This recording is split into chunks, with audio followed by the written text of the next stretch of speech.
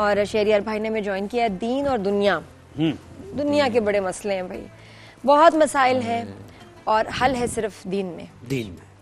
क्या जुमला जो कहा बात है। जी शहरियार भाई कैसे हैं आप? अस्सलाम वालेकुम। बिस्मिल्लाहिर्रहमानिर्रहीम सल्लल्लाहु अलैहि नबील उम्मी व सल्लल्लाहु अलैहि वसल्लम सलातु व सलामुन अलैका सय्यदी या रसूलल्लाह। किसी ने कहा था, बड़ी खूबसूरत बात की थी, दाना फेरूं किसको घेरूं, दाना फेरूं किसको घेरूं। ये एक हमारे दिखावे की, एक रियाकारी की बड़ी अजीम निशानी है। बदकिस्मती से हमें टीवी पे ये लेकर आना पड़ता है, लेकिन ये हाथ में रहे तो आदमी जिक्र इलाही करता भी रहता है। ये भी अच्छी बात है। और दूसरे को देख के, ये मेरे चंद दूसरे को देख के याद आता है। हर किसी पे अप्लाई नहीं कर सकते। टोन में मैंने एक बात की है ताकि लोग खुश भी हो जाएं। देखें जी, ये ऐसी जबरदस्त, मैं आपको एक बात बताने लगा हूं, दो नमाजें पढ़ें। ये मैंने ब्रेक में बाय द वे सवाल किया था कि ताक रातें शुरू हो गई हैं, मुझे बड़ी एक्साइटमेंट है इबादत करनी है और मैं अभी से ही सोच रही हूँ। और ये मैं कहती हूँ कि फजीलत है, रमज़ान ट्रांसमिशन पहली बार लाइफ में कर रही हूँ, एक अलग किस्म का रियलाइजेशन और आपका सोल का कुछ, क्या कहना चाहिए, कुछ अलग से अल्लाह नूर का बिल्कुल ऐसे ही है, बिल्कुल। तो मैं इतनी एक्साइटेड हूँ और किसी अफ्तारी पे नहीं गई, किसी सहूर पे नहीं गई, कुछ नहीं दिल करता कि नहीं, बस ये जो ट्रांसमिशन का असर है देर तक रहता है। और अभी मैं इतनी एक्साइटेड हूँ, ताक रातें हैं और मैंने इबादत कर। अब मैं क्या पढ़ूं, ये जरूर बताइएगा। देखें, बहुत आसान है इबादत करना। इबादत में अगर अल्लाह करे हमारा दिल लग जाए तो बेस्ट है जी। खवातीन के लिए मर्दों से भी ज्यादा आसानी है। आप जो सहरी तैयार करती हैं, इफ्तारी की जो तैयारी करती हैं, ये सारी आपकी इबादत है। ये आपको पूरा पूरा इसका इबादत का सवाब मिल रहा है, नंबर 1। नंबर 2, आप इशा की नमाज पढ़ें, ठीक है, और फजर की नमाज पढ़ें। खवातीन की बात कर रहा हूं, सारी रात इबादत करने का सवाब। मर्द जाए इशा की नमाज जमात से पढ़े मस्जिद में, और जाके फजर की नमाज जमात से पढ़े मस्जिद में। जिसने इशा की नमाज जमात से पढ़ी, आधी रात इबादत का सवाब। फजर की नमाज फिर उसी कमिंग फजर, फजर नमाज जमात से पढ़ी, फिर मजीद आधी रात का सवाब।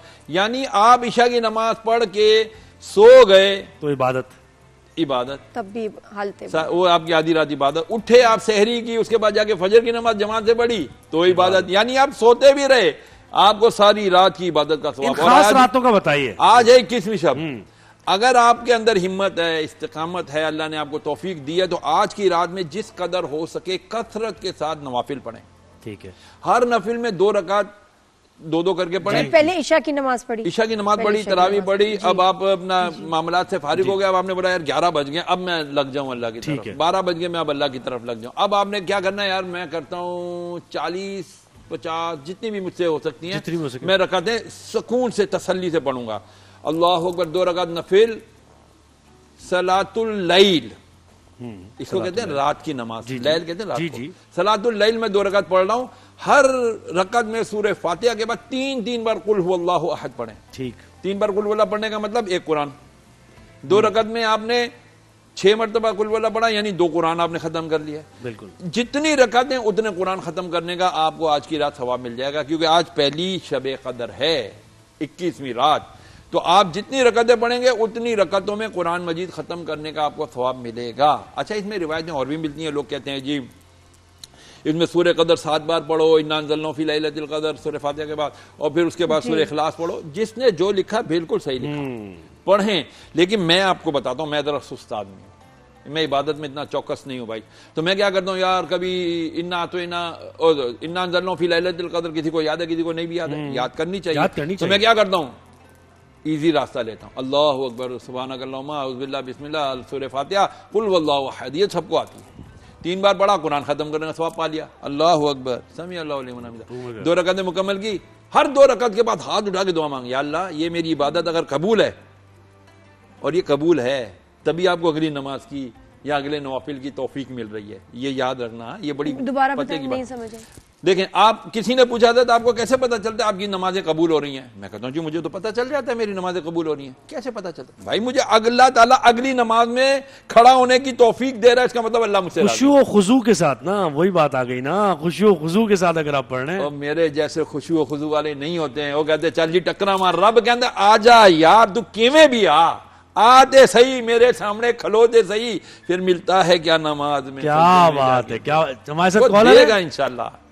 अच्छा, मैं सोच रही थी ना कि थोड़ी सी सेटिंग भी हो, कि पहले कमरे की सफाई, जो मेरा दिल है और मैंने प्लान किया कि कमरे की सफाई हो अच्छी तरह, खुशबू हो कमरे में, फिर उसके बाद खुद गुस्ल, खुशबू, अच्छे कपड़े पहन के, जो मेरे दिल में आ रहा है। और मैं प्लान करी थी अभी कि ऐसे ऐसे ऐसे पे करना है, बस सब बच्चों को ये कि जी आप गायब हो जाओ, तो आपको बस बड़े बेटे को तो पढ़वाऊंगी कि जी खुशखबरी लो। नादिया खान, खुशखबरी लो, आपने ये बात की है। देखने वालों सब लोग अपने कमरों में अगरबत्ती या जो भी आपको फ्रेगनेंस अच्छी लगती है खुशबू लगाओ। उस खुशबू का फायदा क्या होगा? क्या? आपके इबादत के गवाह आ जाएंगे। कौन? फरिश्ते। अरे फरिश्तों को खुशबू पसंद है, जहां खुशबू होती है फरिश्ते आ जाते हैं। या अल्लाह नादिया खान नवाफिल पढ़ रही है, ए अल्लाह नादिया की दिल की मुराद पूरी कर दे। या अल्लाह जोए बसन नमाज़ें पढ़ रहा है, या अल्लाह इसने जिस नियत से बड़ी बरोदी, अल्लाह का जिक्र तो खुद खुशबू है, आप देखें उससे ज्यादा खुशबू क्या। शैला ने मैं ज्वाइन किया कराची से। शैला अस्सलाम वालेकुम। वालेकुम अस्सलाम। जी, सवाल क्या है शैला आपका? मेरा सवाल ये है कि मेरा रोजा है और मुझे बता रही है, तो मुझे बता। जी हेलो जी शैला, आवाज आ रही है, थोड़ा ऊंचा बोल। जी जी, मैं ये कह रही हूँ कि मेरा रोजा है और मुझे सुबह से हिचकियाँ बहुत आ रही हैं, तो आप मुझे बताएं कि इस सूरत में मैं क्या करूँ? क्या करूँ? हिचकियाँ आ रही हैं। हिचकियाँ आ रही हैं, कोई बात नहीं, रोजा बर्दाश्त करें, सब्र करें, अल्लाह का जिक्र ज्यादा करें, कुरान मजीद लेके बैठ जाएं। अब ये जिसने कहा कि जी पानी पियो तो हिचकियां खत्म हो जाती हैं, ये सिर्फ ऐसा मफरूजा है, कोई जरूरी नहीं है।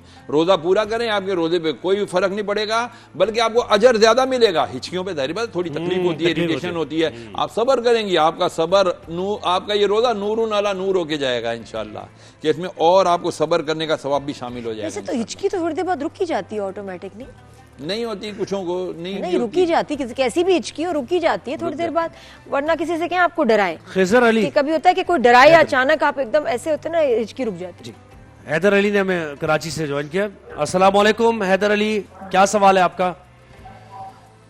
सलाम सर, मुफ्ती साहब सवाल मेरा ये है कि दौरान में रोजा बनवाता हूँ, क्या ये जायज है? और इस दौरान एक चीज ये कि अगर शेव बनवाते हुए कट लग जाता है, मेरे खून निकल आता है, तो इसके लिए क्या हुक्म है? रोजे में शेव करवाते हैं, कट लग जाए तो, खून निकल जाए तो? अब मैं एक जुमला बोलूंगा, नाराज कोई नहीं होना भाई, शेव वैसे ही नहीं करानी चाहिए यार, नबी की सुन्नत रखो।